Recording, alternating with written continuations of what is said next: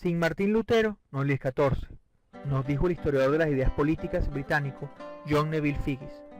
No le faltaba razón, si ponderamos la influencia inmediata que la revolución teológica iniciada por el religioso alemán impuso sobre todos los ámbitos, entre otros el de las instituciones e ideas políticas. Buena parte de los conceptos centrales de la teoría política moderna, como Estado y soberanía, o las actitudes revolucionaria y liberal, nacen de este proceso. Este complejo proceso, denominado convencionalmente como la Reforma, podemos definirlo como el período de institucionalización de las divisiones confesionales desde y en contra de la Iglesia Católica de Occidente, ocurridas a partir del siglo XVI y que irradian desde el centro de Europa a todos sus extremos. Tomamos como punto de partida el año 1517, con la presentación de las 95 tesis de Martín Lutero ante la Catedral de Württemberg, criticando el sistema de venta de indulgencias del papado y el pecado de la simonía, pero cuyo final es menos definido. Culmina con la paz de Augsburgo de 1555 entre el Sacro Imperio Romano Germánico y la Liga de la Escamalda, o acaso con la claudicación de ese mismo imperio en la jurisdicción religiosa de sus súbditos, con la paz de Westfalia en 1648 y el pretendido nacimiento del Estado moderno. Como fuese, sabemos que inicia con una disputa de doctrina y culmina con la redefinición de las fronteras políticas de Europa y el reconocimiento de nuevos poderes y competencias, la expansión de la autoridad del poder civil, el debilitamiento de las pretensiones universales de la autoridad eclesiástica romana y la inadvertida secularización de lo político como consecuencia de la redefinición del lenguaje de la obediencia y la rebelión, tanto en Europa como en las regiones del globo influidas o dominadas por este centro. Fue una época de feroces conflictos y Europa sufrió rebeliones, regicidios, defenestraciones y matanzas y guerras civiles que afectaron su estabilidad política. Como se ha dicho, toda crisis social genera una respuesta en el pensamiento político, tanto en crítica como en defensa del status quo, y esta ocasión no fue la excepción.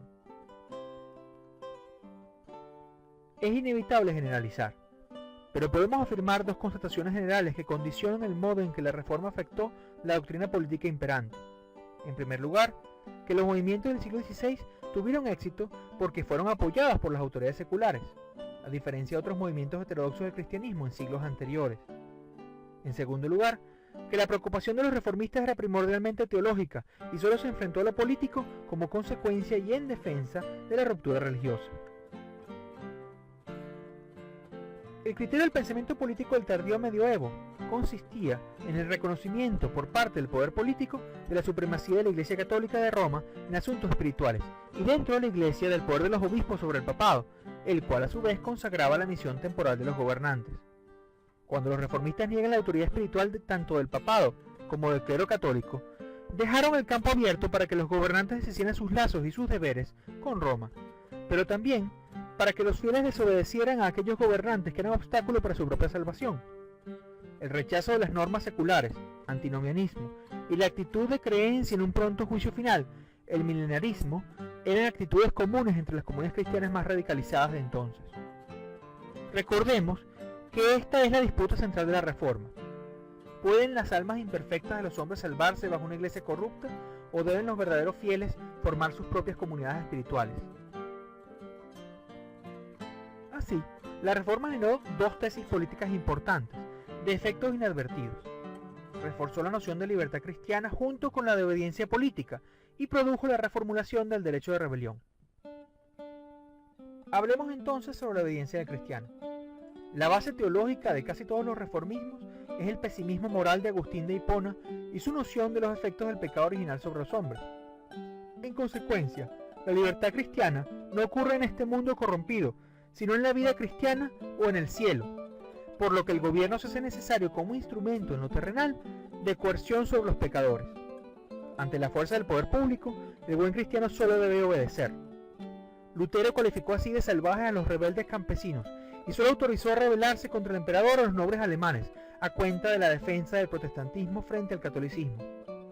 Por su parte, Juan Calvino, en su institución cristiana, estableció un gobierno secular que era agente directo de la dirección teológica de la ciudad de Ginebra, la ciudad de Iglesia o República de los Santos, y cuyas medidas eran ordenadas por éste. Desobedecer era, así, un pecado grave. La expectativa era una actitud de obediencia pasiva, dogmáticamente vigilada sobre católicos y heterodoxos.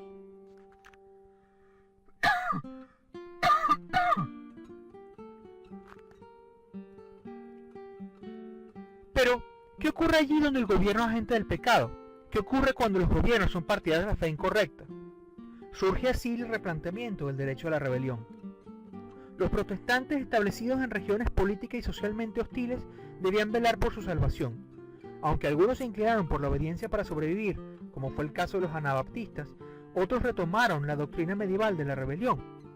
En Tomás de Aquino ya existía el criterio, heredado de la tradición republicana italiana, de justificación de la deposición del gobierno tiránico, y los gobiernos tiránicos eran aquellos que impedían la fe.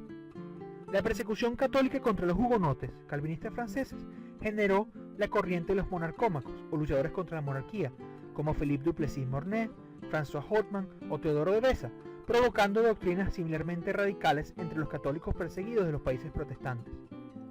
El tiranicidio de rebelión por parte de los individuos piadosos, y no ya de los poderes intermedios como la nobleza o el clero, responsables de controlar a los monarcas, se vieron santificados, legitimando sangrientos enfrentamientos civiles e intentonas contra el poder civil. Fuera de Francia, los monarcómacos tuvieron una enorme influencia en los Países Bajos, en repudio al dominio español, e Inglaterra, llegando con esto a la doctrina protoliberal del pactismo en el siglo XVII e influyendo a autores como John Locke. Estas dos grandes nociones, obediencia y rebelión, dinamizaron en paralelo la gran teoría política del siglo XVII, ofrecida como resolución al conflicto religioso del siglo anterior, el absolutismo. En su primera formulación, se articuló en el derecho divino de los reyes, con el cual príncipes protestantes, como su gran propulsor, Jacobo Estuardo de Escocia e Inglaterra, reclamaban la unción directa de la providencia a su poder por encima de las iglesias y del papado, y se servían de la obediencia pasiva para imponer su culto. En su formulación racional, por autores como Jean Baudin de Le Politique, facción francesa monárquica, intermedia entre la Liga Católica y los hugonotes, o Thomas Hobbes en Inglaterra, se separaba la obediencia del Estado de la fidelidad religiosa. No se trataba ya de evangelizar a una nación, sino de poner al gobernante por encima del conflicto civil y por encima de los cultos particulares. Ambos absolutismos, el de derecho divino y el racional, convergerían en su apogeo dieciochesco tanto en naciones católicas como protestantes, y serían refutados también por nuevas formulaciones del derecho a la rebelión, convertidas en el contractualismo constitucional.